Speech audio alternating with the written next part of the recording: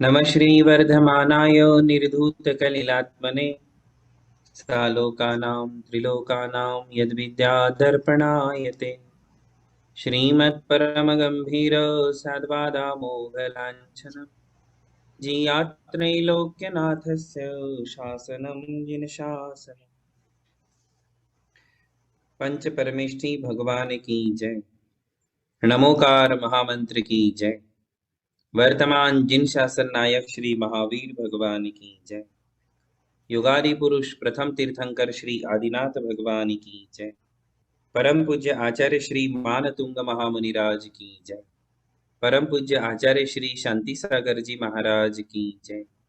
परम पूज्य आचार्य गुरुवर प्रज्ञा शमन श्री देव नंदी जी महाराज की जय। श्रीमद जैन धर्म की परम पूज्य मुनि श्री अमोक कीर्ति जी महाराज की जय। जय। दो काव्य पढ़ेंगे। भक्तामर प्रणत मौलिमणि प्रभाणा मुद्योतकं दलितपापतमोवितानम् सम्यक् प्रणम्य जिनपादयुगं युगादा बालम्बनं भवजले पततां जनानाम् यः संस्तुतः सकलवाङ्मयतत्त्वबोधा दुद्भूतबुद्धिपटुभिः सुरलोकनाथैः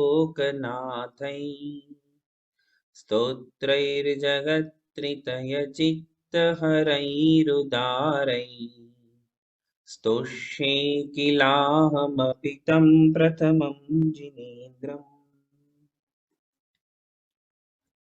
आज का 24वां काव्य पढ़ेंगे।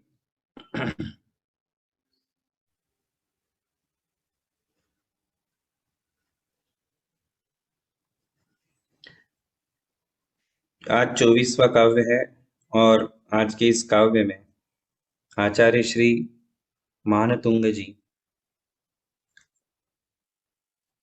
श्री आदिनाथ भगवान की अनेक नामों से स्तुति करेंगे कि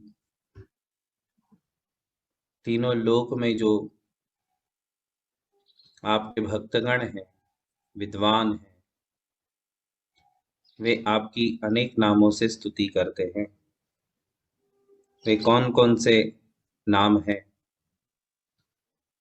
ऐसे तो भगवान की 1008 नामों से स्तुति की जाती है। जिन सहस्र नाम यह एक स्तोत्र है जो श्रीमद् आदि पुराण ग्रंथ से हमारे लिए प्राप्त होता है। और उस जिन सहस्र नाम स्तोत्र में भगवान की 1008 नामों से स्तुति की गई है। पिछले अष्टानिका महापर्व में हम सब ने मिलकर के 1008 नामों से भगवान की आराधना भी की थी। तो उन्हीं में से कुछ नामों को लेकर के आज के इस काव्य में आचार्य श्री भगवान की स्तुति कर रहे हैं। पिछले काव्य में तो बहुत ही सुंदर बात बताई थी कि हे भगवान, आपको समीचीन रूप से प्राप्त करके ही मुनिगण मृत्यु पर विजय प्राप्त करते हैं। आज इस काव्य के माध्यम से स्तुति करेंगे। आप सभी मेरे पीछे बोलेंगे, त्वामव्ययम्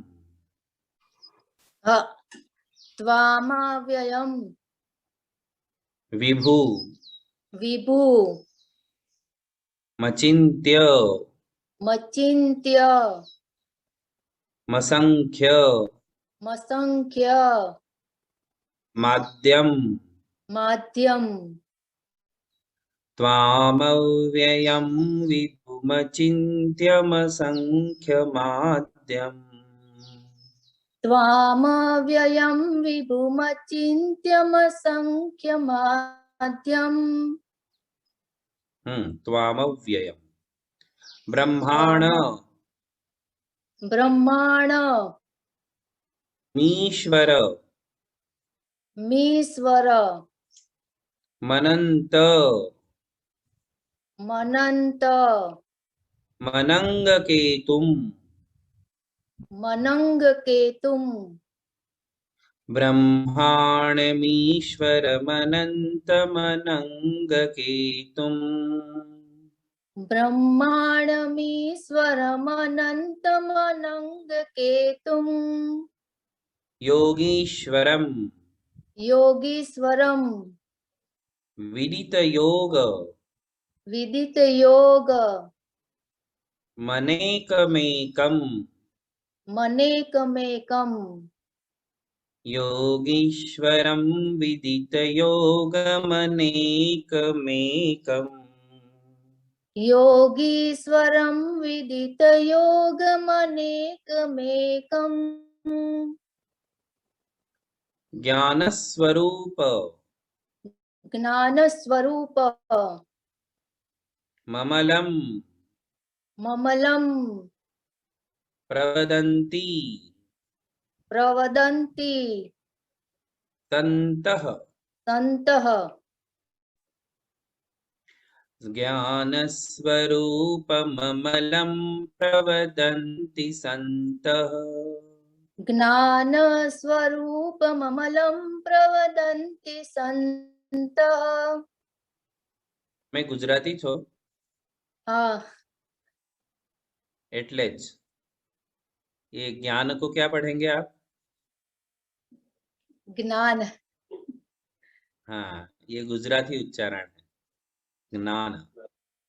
ये ज्ञान ज्ञान को ज्ञान में जो है इसका शुद्ध उच्चारण जो है वो बिल्कुल डिफरेंट है, क्योंकि संस्कृत में च वर्ग का जो तीसरा अक्षर है ज, जहाज वाला ज, और पांचवा जो वर्ण है य, वो ज और य इन दोनों को मिलाने पर ये अक्षर बनता है और इसका शुद्ध उच्चारण होता है ज्ञान ज्ञान ज्ञान ज्ञान।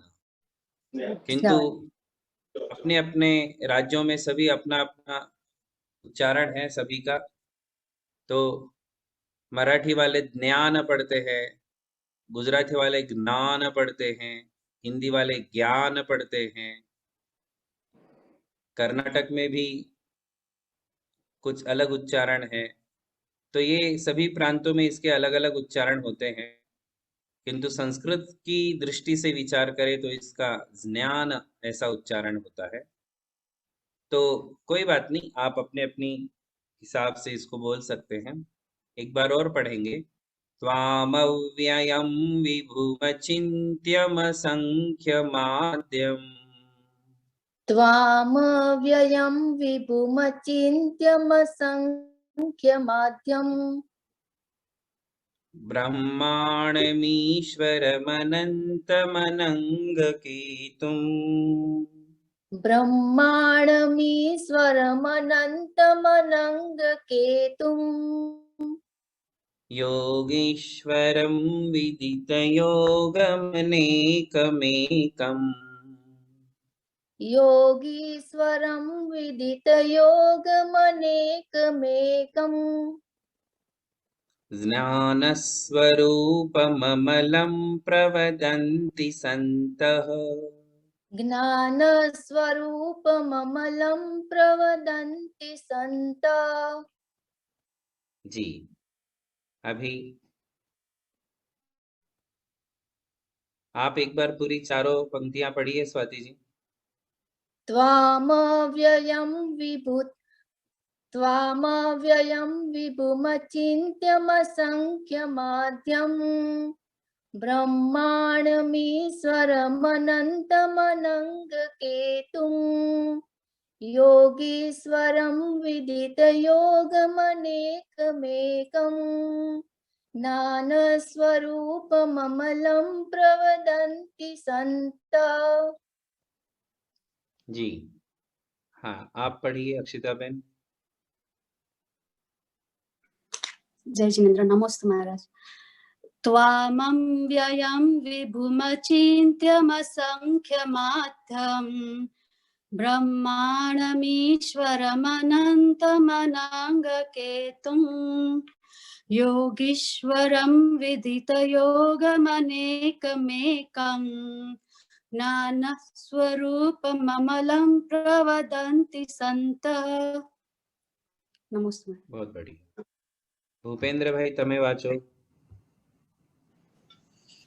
कामव्यभं विभुचिन्त्यमसङ्ख्यमाद्यं ब्रह्माण्डमणीश्वरमनन्तमनङ्गकेतु योगीश्वरं विदितयोगमनेकमेकं ज्ञानं स्वरूपममलं प्रवदन्ति सन्तः। अच्छा, हाँ, थोड़ा प्रैक्टिस करेंगे तो हो जाएगा। जी जी, आशीर्वाद। बृंदा कौशिक।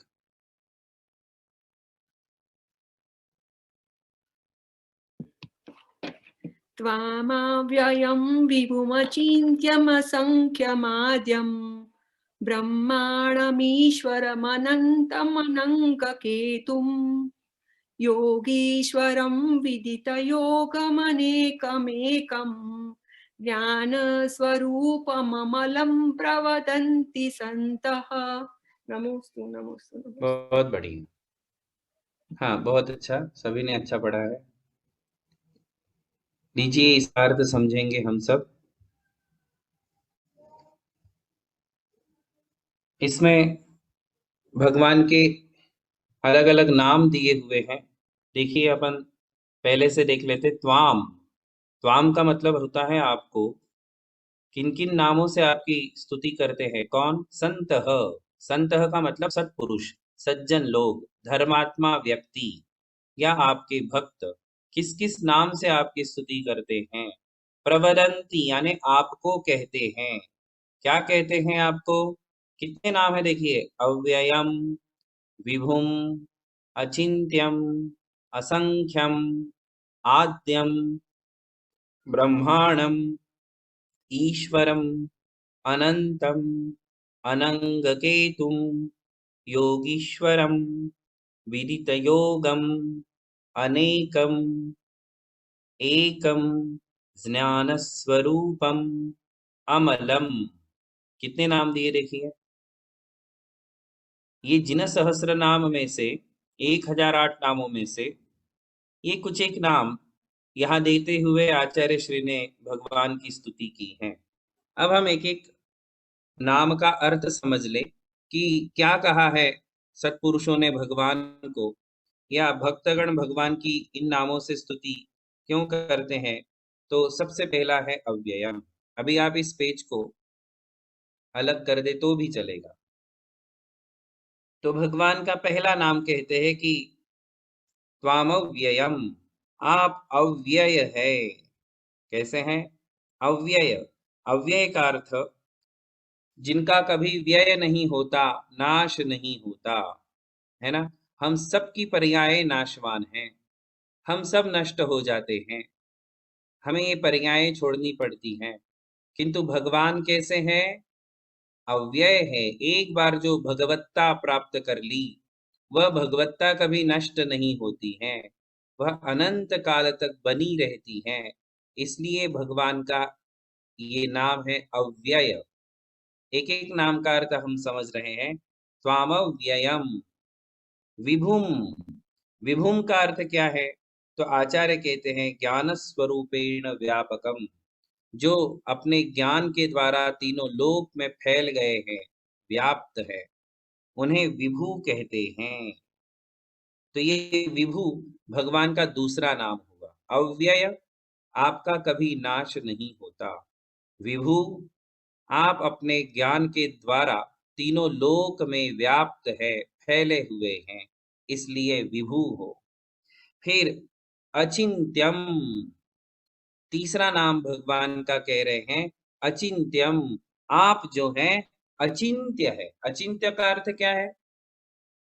कि यदि कोई आपका चिंतन करने बैठे कि चलो मैं भगवान के बारे में चिंतन करता हूं, है ना, मैं भगवान के बारे में अब सोचना प्रारंभ करता हूं कि हमारे भगवान कैसे है, क्या है, तो एक शॉर्ट पीरियड तक ही आप बैठ पाओगे और चिंतन कर पाओगे। कितनी देर तक आप भगवान के बारे में सोच पाओगे बताइए। यदि आपको बैठा दिया कि बैठो अब भगवान के बारे में सोचना शुरू करो, कितनी देर सोच पाओगे आप? 2 मिनट, 3 मिनट, मैक्सिमम 5 मिनट। इससे ऊपर तो ना पेशेंस है ना ज्ञान है, हमारे पास इतना ज्ञान नहीं है। किंतु यहाँ कह रहे हैं अचिंत्य, यदि गणधरों को बैठा दिया जाए, हैं गणधरों को बैठा दिया जाए, जो संसार के सर्वश्रेष्ठ विद्वान है।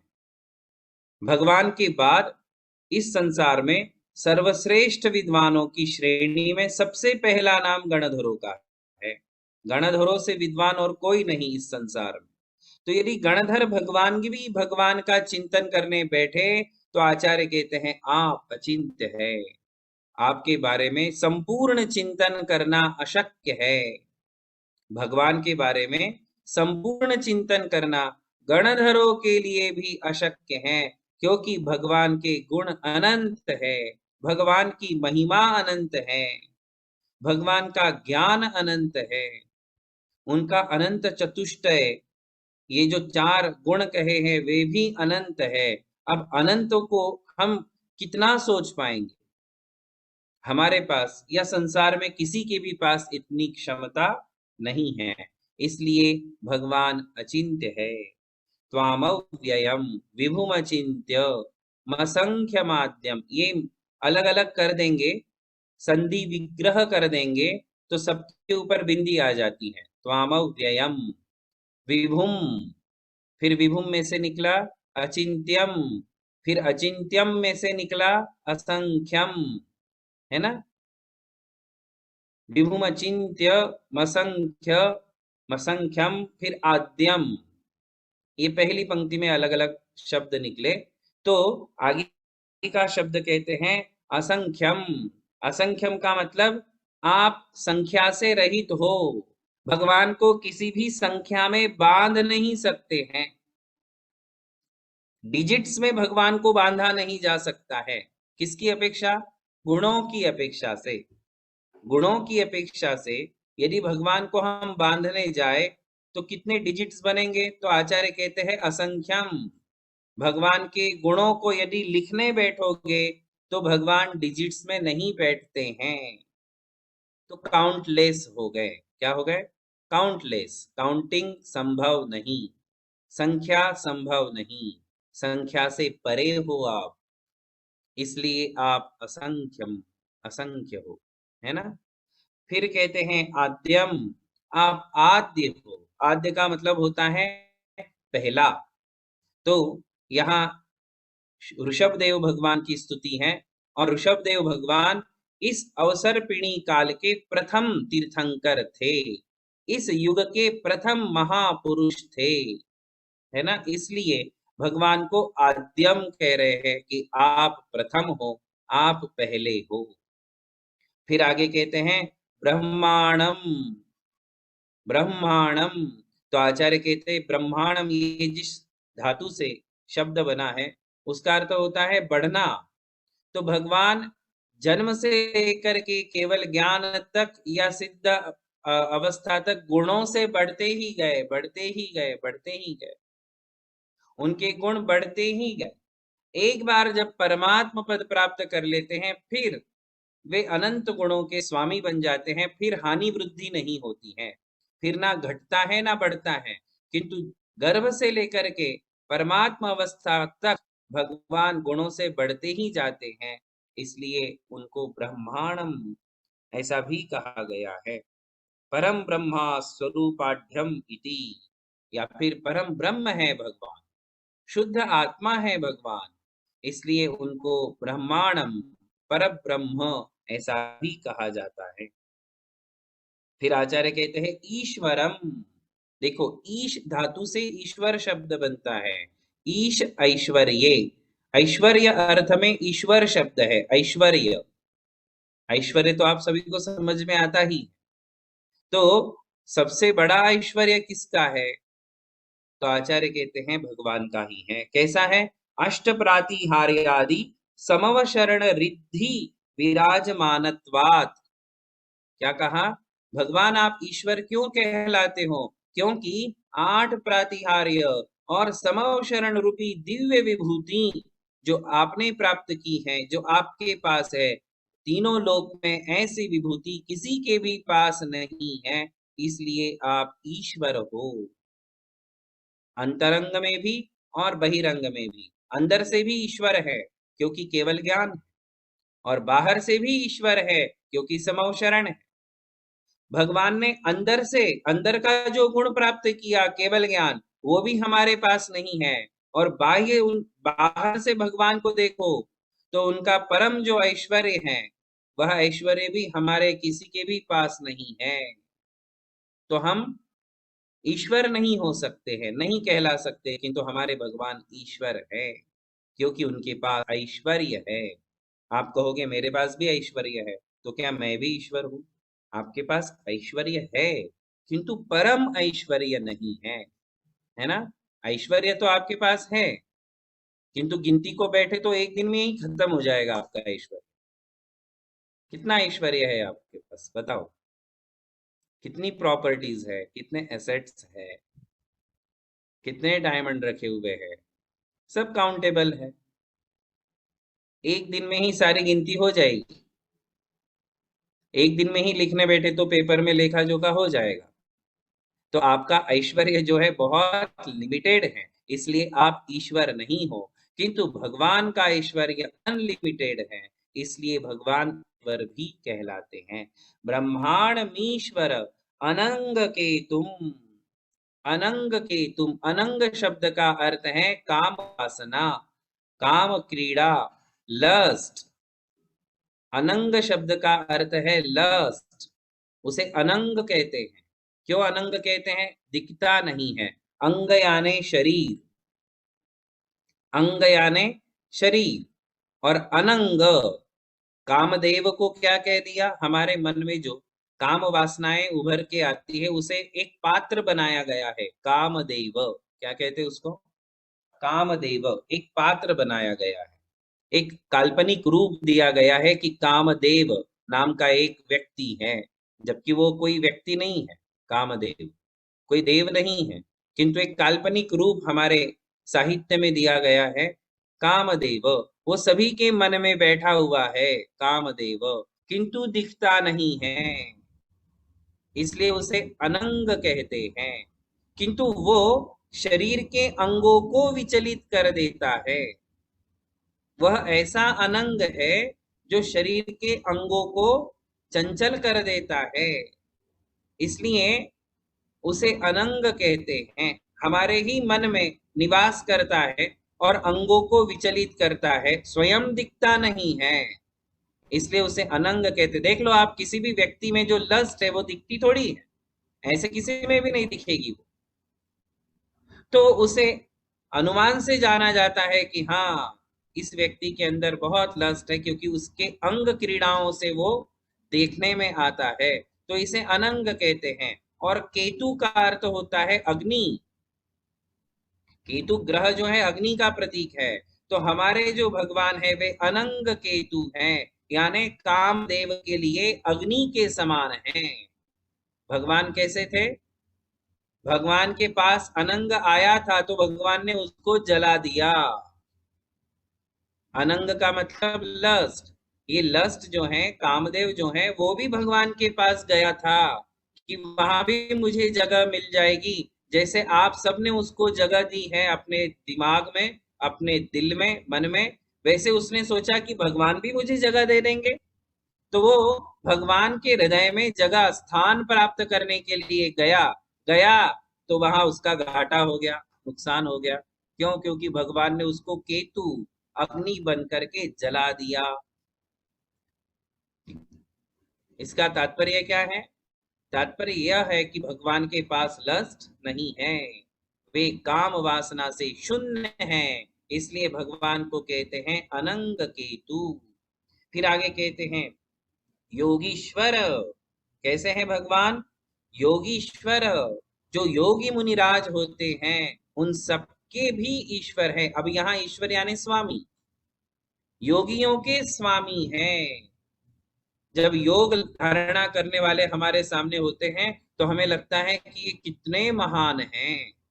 योग धारणा, जैसे बाहुबली भगवान, उन्होंने 1 वर्ष का योग धारण किया था, इसलिए बाहुबली भगवान को योगी कहते हैं, है ना। योगियों के भी जो स्वामी हैं, योगी भी जिन्हें प्रणाम करते हैं, जिनके समो शरण में हजारों योगी विराजमान रहते हैं समो शरण में, और भगवान उनके ऊपर सबसे ऊपर विराजमान है, और उनके समो शरण में हजारों योगी मुनि भी विराजमान हैं। तो उन योगियों के वो ईश्वर है, स्वामी हैं, इसलिए उन्हें योगी ईश्वर कहते हैं। फिर आगे कहते हैं विदित योग, भगवान योग के जानकार है। विदित यानी जानना, जानने वाले, जान लिया है जिसने, उसे कहते हैं विदित। विदित यानी जान लिया है, किसको? योग को। स्वयं योगी नहीं है भगवान अभी, क्योंकि वो तो योग से ऊपर आ गए, योग उन्होंने कर लिया और योग का फल भी प्राप्त कर लिया, किंतु वे योग के जानकार है। वर्षा योग क्या है? ग्रीष्मावकाश योग, अभ्रावकाश योग, वर्षा योग, इन सभी योगों के और इसके अलावा भी जितने योग होते हैं उसके वे जानकार हैं, इसलिए उन्हें योग विदित योग भी कहते हैं। अनेकमेकम, विदित योगम अनेकमेकम, अनेक है। हमारे भगवान कैसे हैं? अनेक है। किसके द्वारा अनेक हैं? अपने ज्ञान के द्वारा वे अनेक हैं, क्योंकि संसार के अनेक पदार्थों को वो जानते हैं। यहाँ भी यही कहा है कि हमारे भगवान अनेक पर्यायों को जानते हैं, एक द्रव्य की अनंत पर्याय हैं और उन सबको वो जानते हैं। जैसे आप समझ लीजिए कि आप स्वयं एक द्रव्य हो, जीव द्रव्य, है ना। अब आपकी कितनी पर्यायें बीत चुकी हैं, आप पिछले जन्मों में कहाँ कहाँ थे, और फिर पिछले जन्म कितने हैं आपको पता नहीं, भगवान को पता है। जन्म आपने लिए, किंतु आपको पता नहीं है कि मैंने कितने जन्म लिए और कौन से जन्म में मैं क्या बना था, अब आगे कितने जन्म लूंगा और कौन से जन्म में क्या बनूंगा, ये इस बात से आप स्वयं बेखबर हो। आपको रत्ती मात्र भी ज्ञान नहीं है, किंतु आपका संपूर्ण ज्ञान भगवान को है। आपका पूरा इंफॉर्मेशन टेक्नोलॉजी होती है ना, वो पूरी इंफॉर्मेशन टेक्नोलॉजी भगवान के ज्ञान में है। उनके पास जितना डेटा है दुनिया में, उतना डेटा किसी के पास नहीं। कितना डेटा इकट्ठा कर रहे आईटी सेक्टर में, सारी दुनिया का डेटा इकट्ठा करके रख रहे, और फिर भी इनसिक्योरिटी रहती है कि कहीं मेरा डेटा कहीं मिस नहीं हो जाए, कहीं खत्म नहीं हो जाए, कहीं खराब नहीं हो जाए, है ना, कोई चोरी ना कर ले मेरे डेटा की। कितनी इनसिक्योरिटी रहती है, किंतु जितना डेटा भगवान के ज्ञान में है, और इनसिक्योरिटी जीरो। उनको इनसिक्योरिटी है ही नहीं कि मेरा डेटा कोई चुरा लेगा। आज सारी दुनिया में, सारे विश्व में ये डर भरा हुआ है, कहीं मेरे देश का डेटा दूसरा देश नहीं चुरा ले, कहीं मेरी कंपनी का डेटा दूसरी कंपनी नहीं चुरा ले, है ना। क्योंकि आपने सारा का सारा डेटा लैपटॉप में भर करके रखा है, दिमाग में नहीं। आपका डेटा कहाँ है? आप अपने सारे डेटा, सारी इंफॉर्मेशंस कहाँ कलेक्ट करके रखते हो? क्लाउड में डाल देते हो, ड्राइव में डाल देते हो, कंप्यूटर में ही डालते हो, है ना।